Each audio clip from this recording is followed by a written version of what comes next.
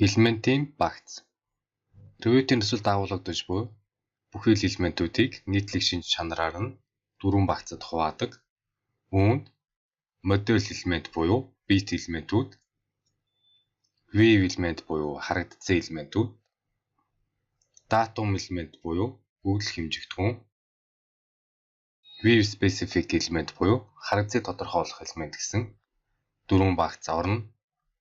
Эдгээр элементүүд нь өөр өөрийн гэсэн онцлог шинж чанартай. Тиймээс та тэдгээрийн онцлог шинж чанарыг маш сайн ойлгож, аливаа засвар өөрчлөлт хийхдээ болгоомжтой хандах хэрэгтэй. Одоо бүгдээрээ эдгээр элементүүдийн онцлог шинж чанартай дэлгэрэнгүй танилццгаая. Модуль элемент. Энэ нь бодит барилгын виртуал орчин дох 3 хэмжээс төлөөлөл юм.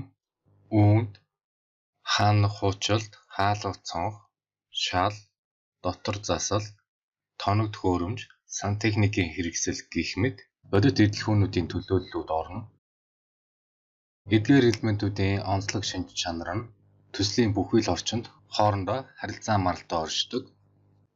Өөрөөр хэлбэл та төслийн аль ч орчинд өөрчлөлт хийсэн тухайн өөрчлөлт огтлол, нүүр тал, 3D, тойм, эдлхүүний төвөр гээд төслийн бүхий л орчинд нөлөөлөх болно.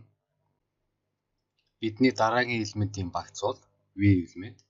Энэ нь таны виртуал орчинд үүсгэсэн барилгын модулийг хэвтээ босоод чиглэлд огтлолж, байгуулалт, нүүр тал, огтлол зэрэг график зурвалуудыг үүсгэхэд туслахаас гадна хүснэгтэнд оруулсан байдлаар төвөр үүсгэхэд тусална. Өмнө бид AutoCAD болон бусад програмууд дээр зураг зурдаг байсан бол одоо та wave элементүүдийн ачаар виртуал орчинд барилгынхаа төлөөллийг загварчлаад түүнийгээ хүснээр дүрсэлж харуулах боломжтой болж байна. Datum элемент. Үүнд ердөө 3 төрлийн элемент орно. OS буюу тэнхлэг, өндөржилт буюу давхрын түвшин, reference plan буюу заагч хавтгай. Эдгээр элементүүд нь төслийн маань үндсэн цаар хүрээг тодорхойлоход туслахаас гадна Revit-ийн ухаалаг элементүүдийн хооронд харилцаа марал үүсгэхэд тусалдаг. Өөрөөр хэлбэл та давхрынхаа түвшинг өөрчлөхөд тухайн давхрын түвшин дээр байршуулж буй бүхий л эдлхүүнүүд дагаж өөрчлөгдөнө. Бүр эсвэл та өөрийн сонирхолд нийцүүлэн дурын логик харилцаа марлыг datum элементүүдийн тусламжтай үүсгэх боломжтой. Wave specific элемент буюу харагдцыг тодорхойлох элементүүд. Эдгээр элементүүд нь зөвхөн үүсгэсэн харагдцтай харагддаг элементүүд учраас бидэнд өөр сэдвтэй зурглал үүсгэж, ажлын зураг бэлтгэх болон наривчсан хэсэглэл зурхад туслах болно. Үүнд хэмжээ, текст, график тэмдэглэгээ гээд хоёр хэмжээст annotation элементүүдээс гадна бодит модулийн төлөөлөл болох үед болт, хадаас, тоосго гэх мэт хоёр хэмжээст наривчилсан хэсэглийн эдлхүүнүүд орно. Эдгээр дөрвөн багц элементийг Revit маань дотор нь дүрслэн харуулж буй эдлхүүнээр нь модуль болон annotation гэж хоёр хуваадаг.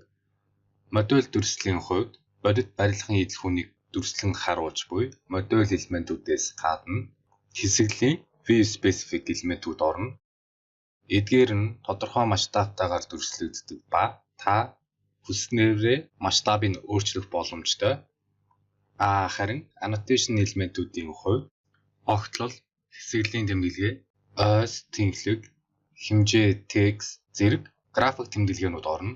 Эдгээр нь цаасан дээрх масштабаар дүрслэгддэг. Өөрөөр хэлбэл та текстийн өндрийг 2.5 мм гэж заасан бол зургийнхаа масштабыг яаж ч өөрчилсөн энэ нь 2.5 мм өндөртэй хэвлэгдэх болно. Таны харж буужлан би зургийн масштабыг өөрчлөхөд модуль дүрслэлүүд масштабаас хамаарч хэмжээ нь өөрчлөгдөж байгаа бол харин annotation дүрслэлүүд ямар нэгэн өөрчлөлт орохгүй байгааг анзаарч байгаа. Мэдээж энэ нь бидэнд маш том давуу талыг авчрах болно.